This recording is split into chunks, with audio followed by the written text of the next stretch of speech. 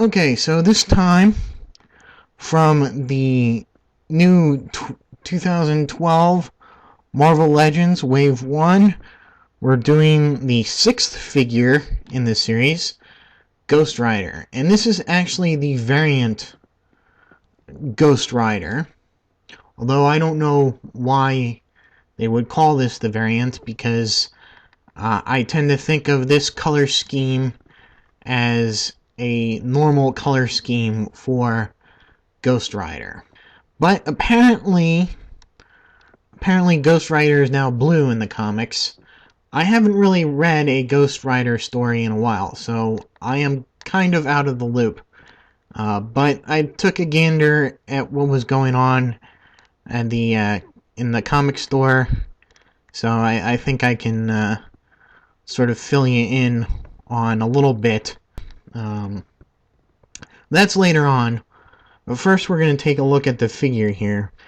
Now, I do really like the fire effect that they have on this figure.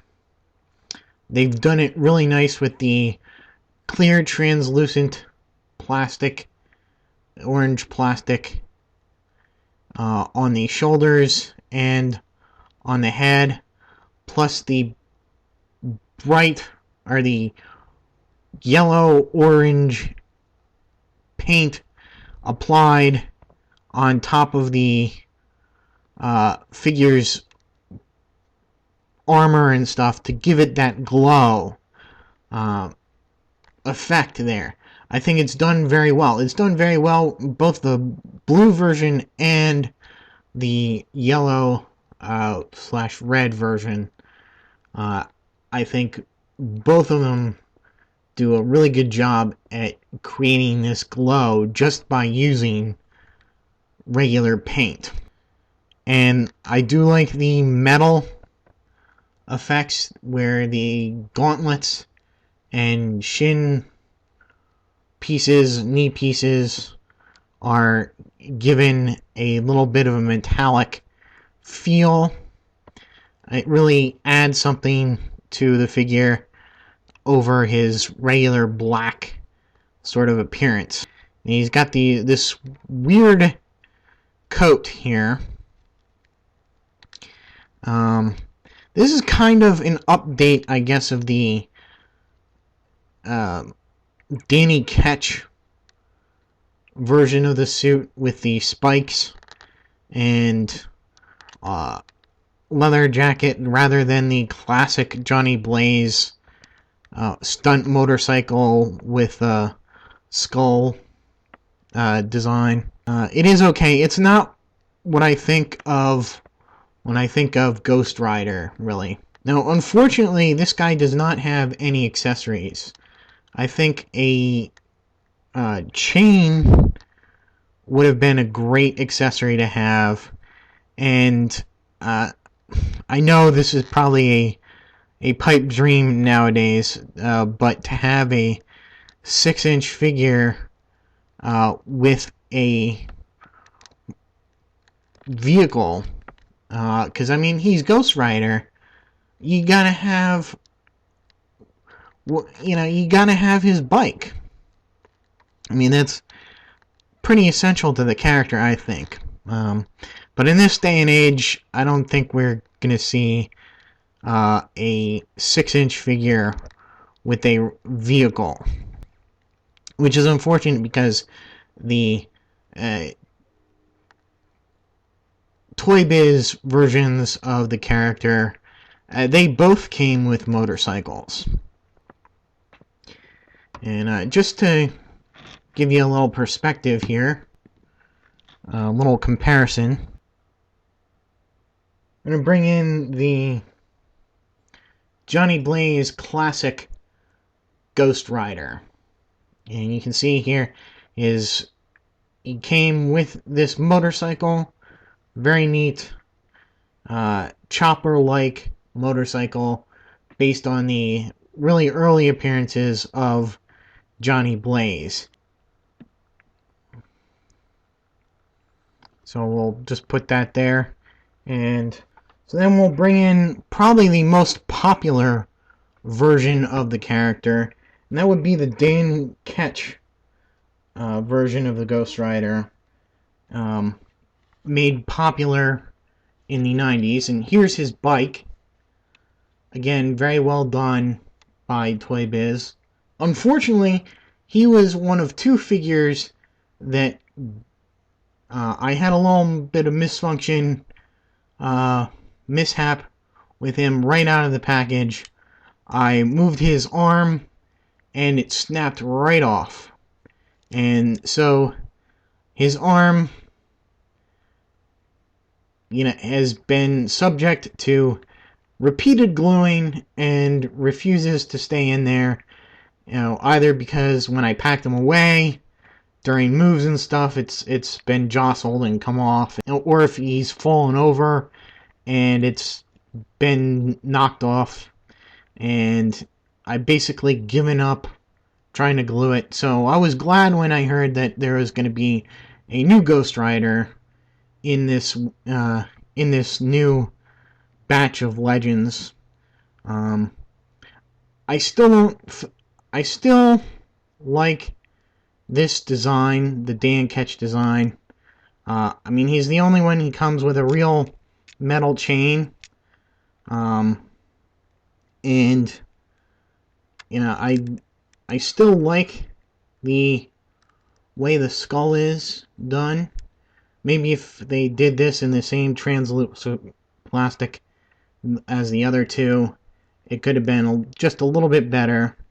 And stuff. So, I mean, there is always the chance that they go back and do this version again, but we'll see. I highly doubt it. So there are the Ghost Riders that I have.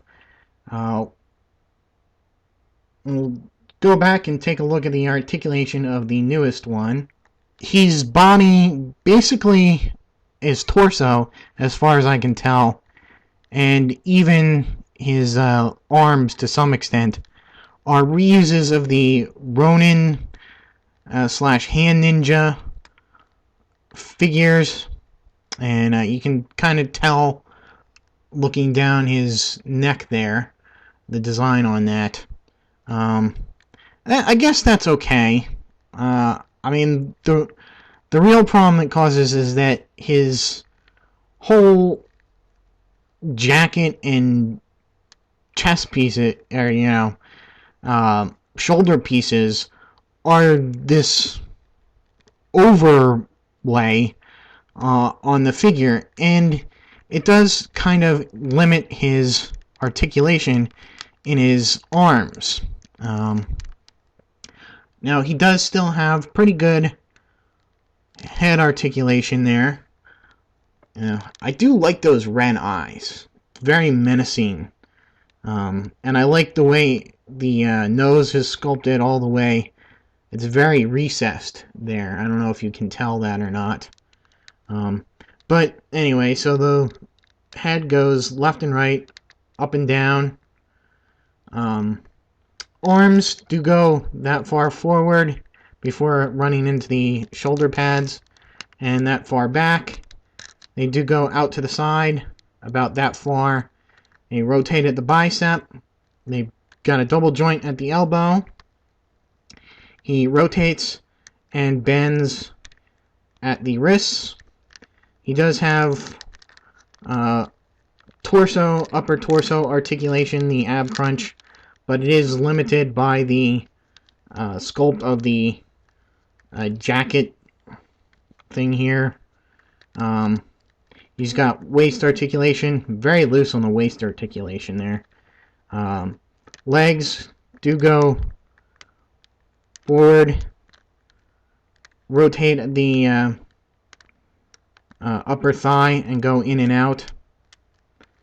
They have a double knee joint, and his feet go forward and back and rotate side to side. So Ghost Rider, you may have heard quite recently, the co-creator has been in some legal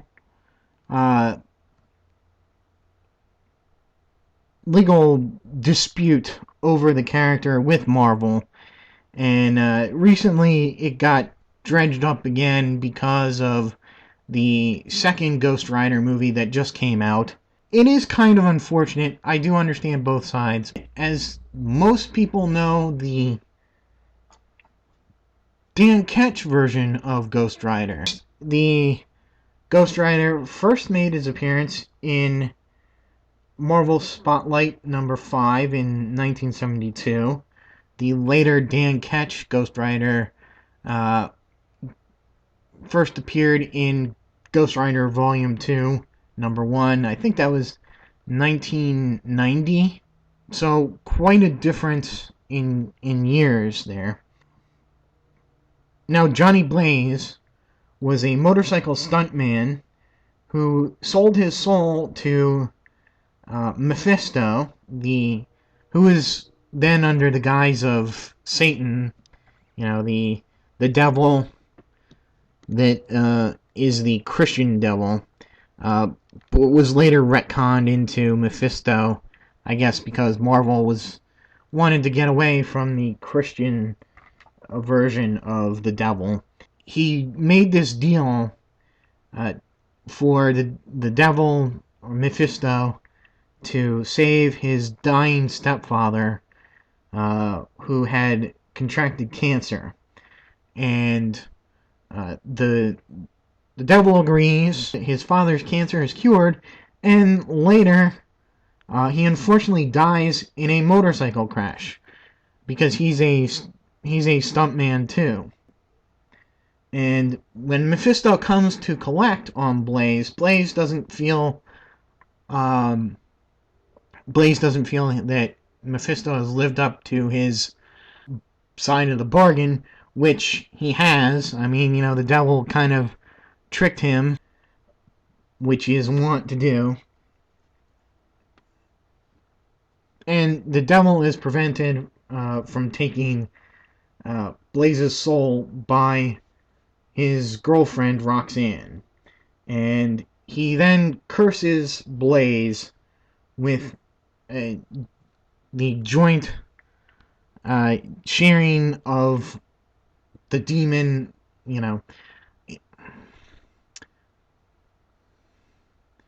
He then curses Blaze with this demon Zarathos. And Zarathos is at first very easily controlled by him, but eventually grows stronger and stronger. It was eventually part of the plan with Ghost Rider was that Blaze was eventually going to be freed of Zarathos by becoming a Christian. Marvel and religion didn't really mix, so I guess they decided to nix that. So what happened was eventually Zarathos left Blaze willingly to go ahead and pursue another demon. That's where Dan Ketch comes in, because Zarathos was originally thought to have joined with him, but that's actually another demon that was the biblical angel of death. Eventually, Blaze returned as Ghost Rider, and however, it wasn't really fully explained. He just kind of shows up to being Ghost Rider, and not only does he have sort of the same power set that the Dan Ketch Ghost Rider had, but he retains the same look as the Dan Ketch Ghost Rider. So it's just kind of the more popular look won out, and sort of became what is Ghost Rider. That's where he developed the ability to breathe hellfire and launch chains from his throat. It's been kind of explained that Ghost Rider was created by an angel to be heaven's weapon on Earth against demons. He kind of now has all that powers of the previous Ghost Riders. He's got the Hellfire, he's got the Penance Stare and chains, and apparently, I guess there's even been a bigger change in that the new Ghost Rider, or Ghost Rider has actually become bonded to a woman, and so Ghost Rider is now female. Yeah, that's a kind of a head scratcher, but yeah, so that's about it for Ghost Rider, and stay tuned, where we'll be taking a look next at the last figure in this set, Thor. And until then, I'll see you.